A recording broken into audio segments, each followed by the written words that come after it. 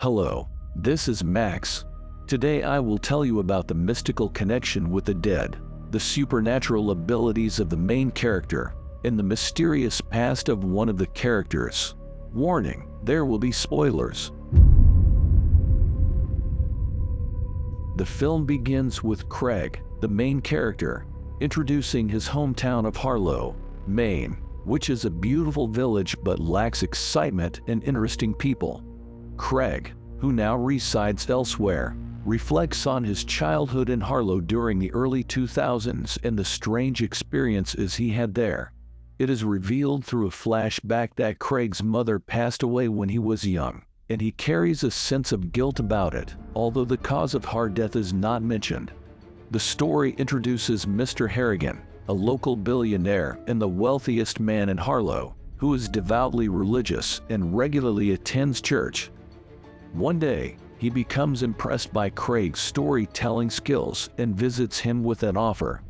Mr. Harrigan, who is losing his eyesight, wants Craig to read books to him, and in return, he will pay him $5 per hour for his service.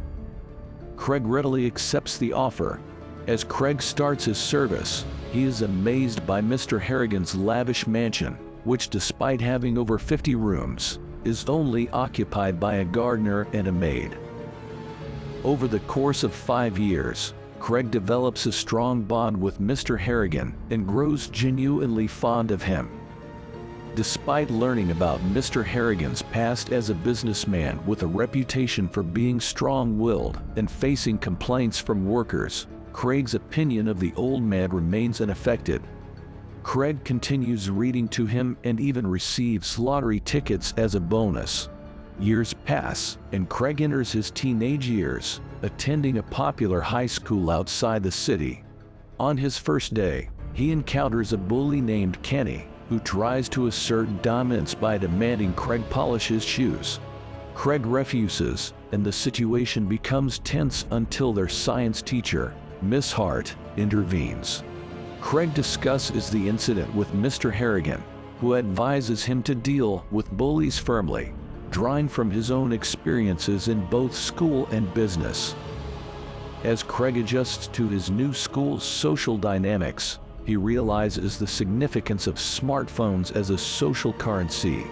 The students in the high school cafeteria are divided into groups based on the type of phone they carry, with the group owning iPhones being considered the coolest. Craig, wanting to fit in, asks his father for an iPhone but is promptly denied, as his father believes his focus should be on his studies. However, on Christmas Eve, Craig receives a lottery ticket as a bonus from Mr. Harrigan and discovers that he has won $3,000. To his delight, his father finally gives him an iPhone as a Christmas gift. Overjoyed with his winnings and new iPhone, Craig calls Mr. Harrigan to express his gratitude for the lottery ticket. They chat for a while before ending the conversation for the night.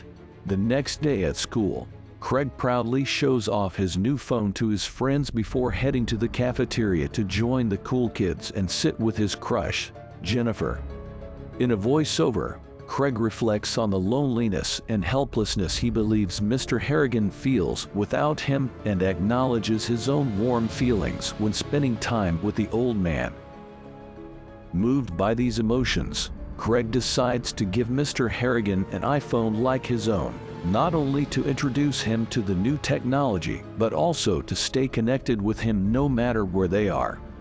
Craig purchases the phone and respectfully presents it to Mr. Harrigan, who initially resists the idea of having such modern devices close to him, fearing addiction. However, Craig convinces him by demonstrating the live tracking of stock prices and the ability to access up-to-date news. Over the following weeks, Craig teaches Mr. Harrigan various features and functionalities of the smartphone. Eventually, Mr. Harrigan becomes so engrossed in the device that he loses interest in the books Craig reads to him, spending his days scrolling through the phone. As time passes, Mr. Harrigan's health deteriorates, and he requires oxygen masks at night due to his illnesses. Tragedy strikes when one morning, During his routine visit to the house, Craig discovers Mr. Harrigan has passed away from age-related sickness.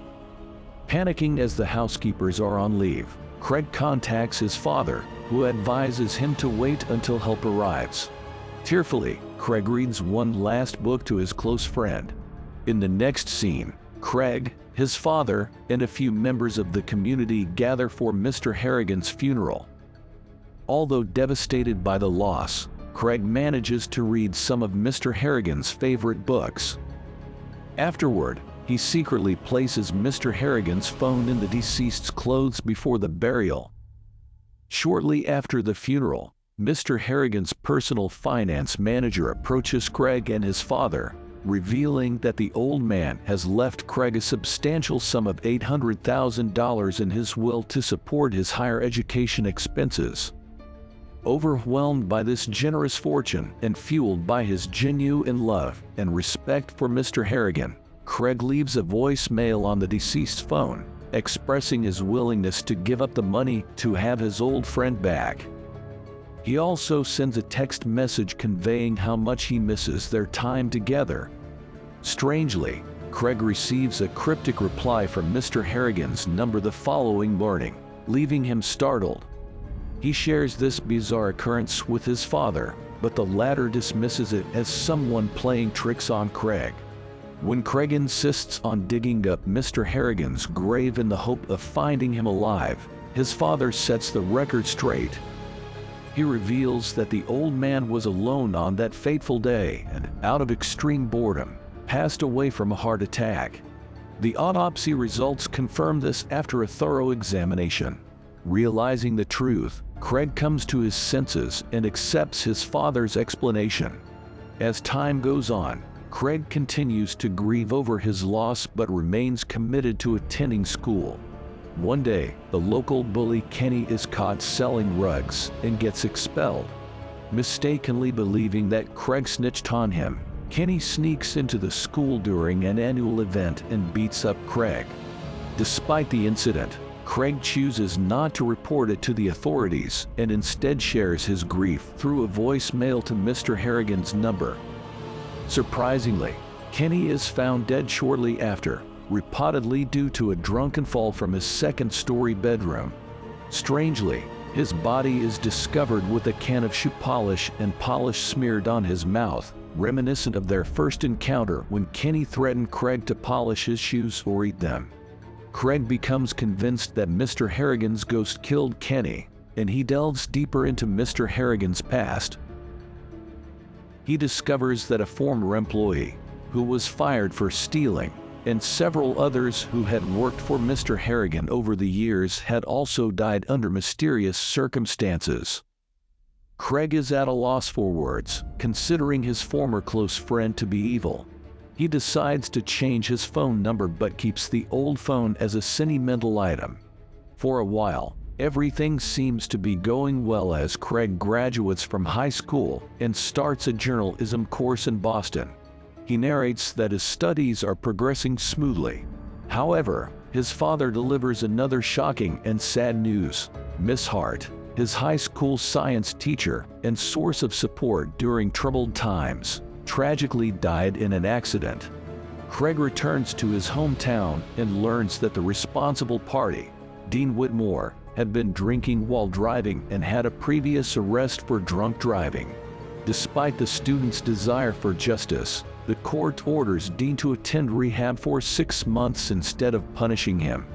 Enraged by the lack of justice, Craig takes matters into his own hands. He recalls his unusual supernatural power and leaves a voicemail to Mr. Harrigan's number, requesting the murder of Dean Whitmore.